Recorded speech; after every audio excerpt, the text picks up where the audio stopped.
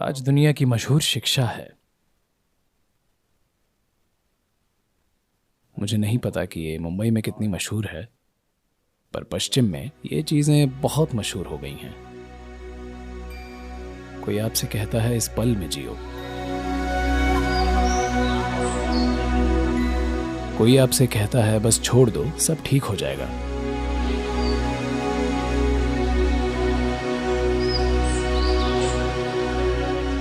यानी कोई और आपके जीवन की देखभाल कर रहा होगा, तभी आप सब छोड़ सकते हैं।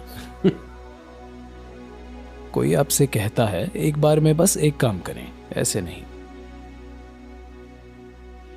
देखिए, ये सभी पिछड़ी हुई शिक्षाएं हैं। यानी इनमें से एक दो को देखें, आप छोड़ ही क्या सकते हैं, मुझे बताएं। सब कहते हैं बस छोड़ दो, भगवान करेंगे। Well, life has not really gotten you yet. That's why you're talking this language. खैर, जीवन ने अभी तक आपको झकझोड़ा नहीं है, तभी आप ऐसी भाषा बोल रहे हैं। आप सपनों की दुनिया में जी रहे हैं। जब जीवन वाकई झटका दे, तब आपको पता चलेगा कि आप कुछ छोड़ नहीं सकते, आपको मैनेज करना होगा। आज आप अपना बिजनेस छोड़ दें, देखें क्या होता है, या कुछ नौटंकी करके देखें। आज गाड़ी चलाते समय बस छोड़ दें। लगता है कई लोग छोड़ चुके हैं। बस छोड़ कर देखिए, या तो आप मरेंगे या कोई और। अब ये लोकप्रिय शिक्षाएं जो दुर्भाग्य से लोकप्रिय हो गई हैं, इन्होंने मानवता को बड़े पैमाने पर बिगाड़ा है। मुझे हाल ही में अमेरिका में एक समूह मिला। वे कट्टर इसी पल में जियो वाले लोग थे। मैं आपसे पूछ रहा हूं, क्या आप कहीं और हो सकते हैं? मुझे कहीं और रहकर दिखाइए प्लीज। क्या आप में से कोई इस पल के अलावा कहीं और हो सकता है? मैं पूछ रहा हूं। आप हो सकते हैं? क्या आप अभी यहां के अलावा कहीं और हो सकते हैं? नहीं? फिर आपको ऐसी शिक्षा क्यों चाहिए? वे आपको बताने की कोशिश कर रहे हैं कि बीते हुए या आने वाले कल के बारे में मत सोचिए। ऐसा होगा अगर हम आपका आधा दिमाग निकाल दें। अगर मैं आपका आधा दिमाग निकाल दूं, तो आप बीते हुए या आने वाले कल के बारे में सोच पाएंगे? बस इस पल में जियो। ये हो रहा है क्योंकि लोगों को एक जगह चैन से बैठना भी नहीं आता, ठीक है?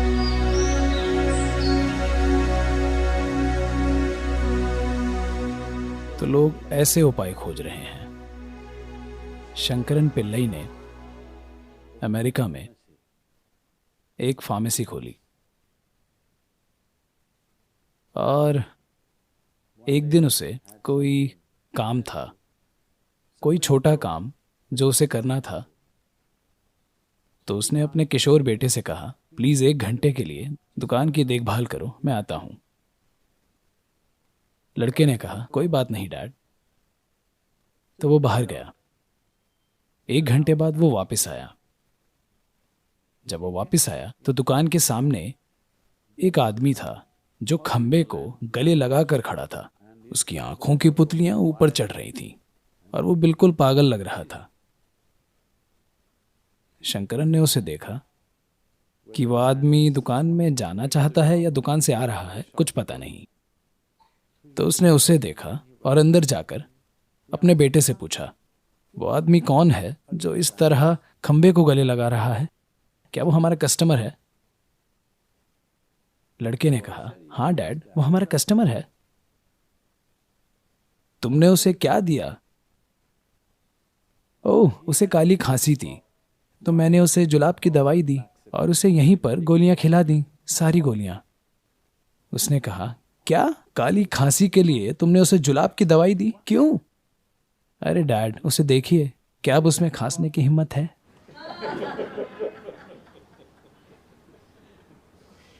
There are solutions and solutions. But is it really a solution? That's a question. तो कई तरह के समाधान हैं, पर क्या ये वाकई समाधान है? सवाल यही है। तो अब क्योंकि आप एक जगह पर शांति से नहीं बैठ सकते, तो कोई कहेगा इस पल में रहो, अतीत के या भविष्य के बारे में मत सोचो। मुझे बताएं, क्या आप खुद को इंसान कह सकते हैं अगर आप ना अतीत को याद रखते हैं और ना ही भविष्य की कल्पना करते हैं? क्या आप एक पूर्ण जीवन हो सकते हैं, मैं पूछ रहा हूँ। आप एवोल्यूशन के स्तर में पीछे जाना चाहते हैं क्योंकि आप अपनी बुद्धि को संभालना नहीं जानते। यही मनुष्य की सबसे बड़ी समस्या है। उनकी बस यही समस्या है। आप इसे हजारों नाम दे सकते हैं। But the only problem is you do not know how to handle your own intelligence, isn't it? पर इकलौती समस्या ये है कि आप अपनी बुद्धि संभालना नहीं जानते, है ना? आप देखेंगे अगर हम आपका आधा दिमाग निकाल दें तो आप शांत हो जाएंगे, हाँ या ना? पर मैं पूछ रहा हूँ, क्या ये कोई समाधान है? क्या ये कोई उपाय है कि आपका आधा दिमाग निकाल दिया जाए, यानी मुड़कर अतीत में देखने और भविष्य में देखने की आपकी क्षमता को ही निकाल देना? अगर आप ये क्षमता हटा दें तो शायद आप शांत हो जाएंगे, पर इससे क्या हासिल होगा? मुझे पता है कि आज कई लोग ये बातें कर रहे हैं। शांत होना या मन की शांति ही आपके जीवन का परम लक्ष्य है। यहाँ तक कि ये नाम के आध्यात्मिक शिक्षक और लीडर्स भी कह रहे हैं, मन की शांति ही परम लक्ष्य है। आप अपना दिमाग लगाइए और बताइए, क्या आप आज रात खाने का मजा ले सकते हैं? अगर आप शांत नहीं हैं, अगर खुश नहीं, तो कम से कम आपको शांत तो होना चाहिए खाने का मजा लेने के लिए, है ना? क्या आप घर ड्राइव करने का मजा ले सकते हैं अगर आप शांत नहीं हैं? क्या आप अपने आसपास के लोगों का या फिर अपने काम का आनंद ले सकते हैं अगर आप शांत नहीं हैं? मैं पूछ रहा हूं। अगर आप खुश या आनंदित नहीं हैं तो आप कम से कम शांत तो हो, है ना? तो मैं आपसे पूछ रहा हूं, क्या यह जीवन की बुनियादी जरूरत है या ये जीवन का परम लक्ष्य है? ये सबसे बुनियादी जरूरत है। पर अब लोग शांति को स्वर्ग भेज रहे हैं, कह रहे हैं शांति जीवन का परम लक्ष्य है। ऐसे लोगों को कब्र में ही शांति मिलेगी।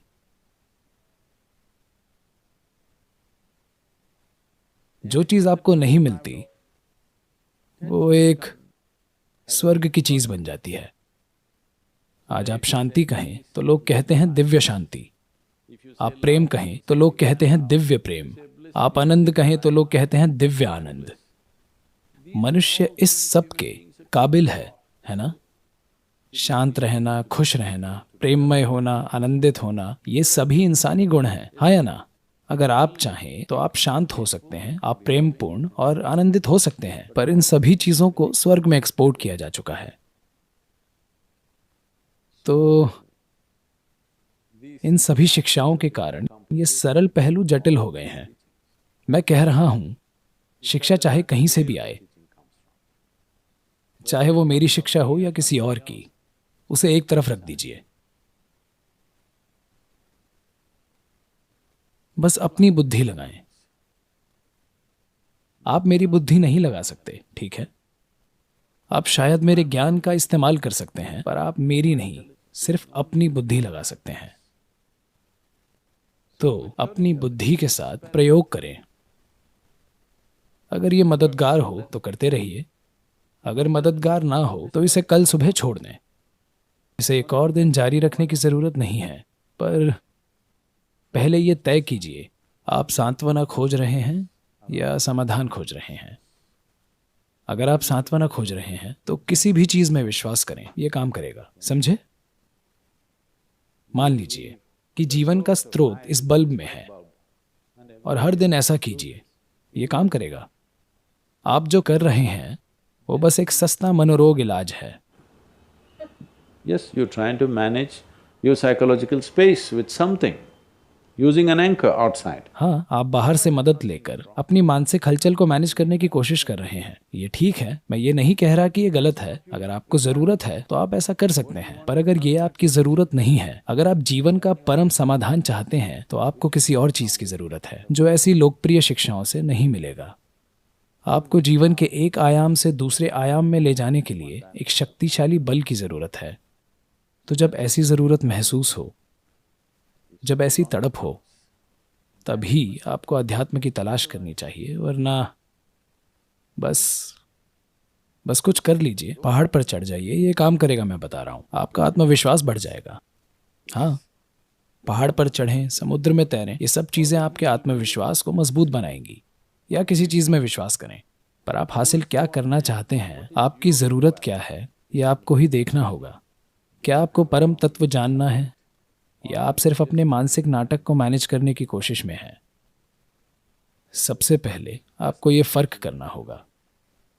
पर आपके मानसिक नाटक को सिर्फ अंदर से ही मैनेज किया जा सकता है। शायद आप मानते हो कि आप बाहर से मदद ले रहे हैं, पर वाकई आप सिर्फ भीतर से ही मैनेज कर सकते हैं, क्योंकि ये वो भूत है जिसे आप बनाते हैं। आप इसे बाहर से नहीं मार सकते।